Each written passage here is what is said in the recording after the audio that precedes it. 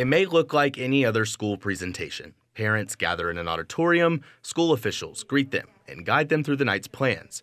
But for Round Rock ISD families, this meeting is a wake-up call. What I'm hoping is that people are at home with their kids, where they're comfortable in their own house, and are sharing these conversations. Conversations that can typically be uncomfortable. Brandy Hafner with the district says these talks need to happen sooner rather than later.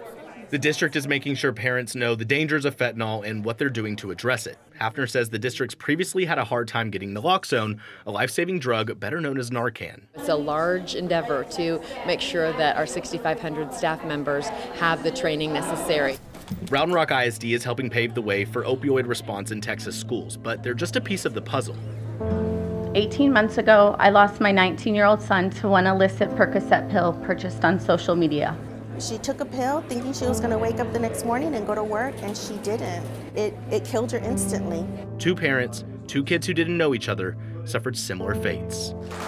Governor Greg Abbott hosted the One Pill Kills Summit in April. He invited families, doctors, advocates, and more to speak on the tragic reality tied to fentanyl. Veronica Caprosi lost her daughter Danica to a fentanyl poisoning after taking a pill that she had no idea was laced with the lethal drug. Through text messages, I read where, she got introduced to a Xanax or a Percocet, realized that it helped her with sleep and it helped her with body pain, and so she started taking Percocets. Caprosi says it's now time for the state to step up and increase awareness around fentanyl poisonings because Danica's case was no overdose. This is an American problem. It's not red, it's not blue, it's American. Governor Abbott announcing the state is stepping up to the plate.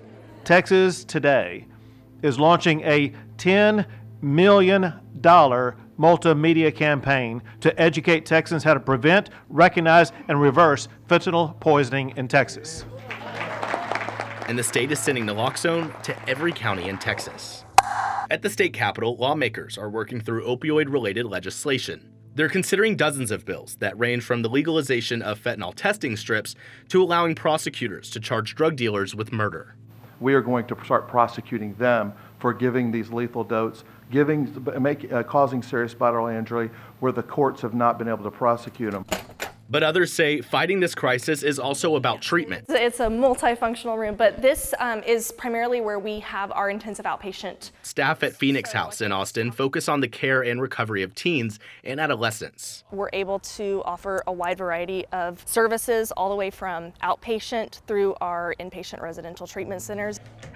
The rehab works with families, meeting them where they are to make sure things like cost aren't a barrier. For Susanna Huffman, she says the earlier the intervention, the better. I think a lot of that has to do with the stigma around wanting to get support for a substance use disorder, that it has to be an extreme event to be able to reach out and get help, and ideally we don't want that to happen. She says a lot of people hesitate to seek help for an addiction or exposure to opioids. And some parents and teens worry about things like, how long will I be here? Or how will my kid keep up in school? All things Phoenix House takes into account. So we have teachers from Austin Independent School District that have been able to teach our youth from an individualized standpoint. We really promote individualized treatment. So while we have an average length of stay of several months, just because it does take a long time to really get through that initial, post-acute withdrawal symptoms. This area is beautiful and I love it. Our kids love basketball. They get really competitive with it.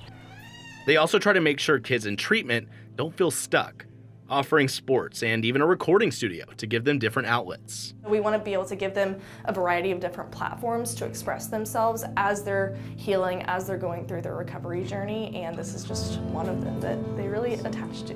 Huffman says have the conversations, get through the discomfort, because you never know where someone is in their journey to recovery. In order to have those conversations, you need to believe that it exists, that it's a very real threat to not just a certain group of students or people, but it's a risk to everybody. Each saying, as long as fentanyl claims lives, they won't stop this fight.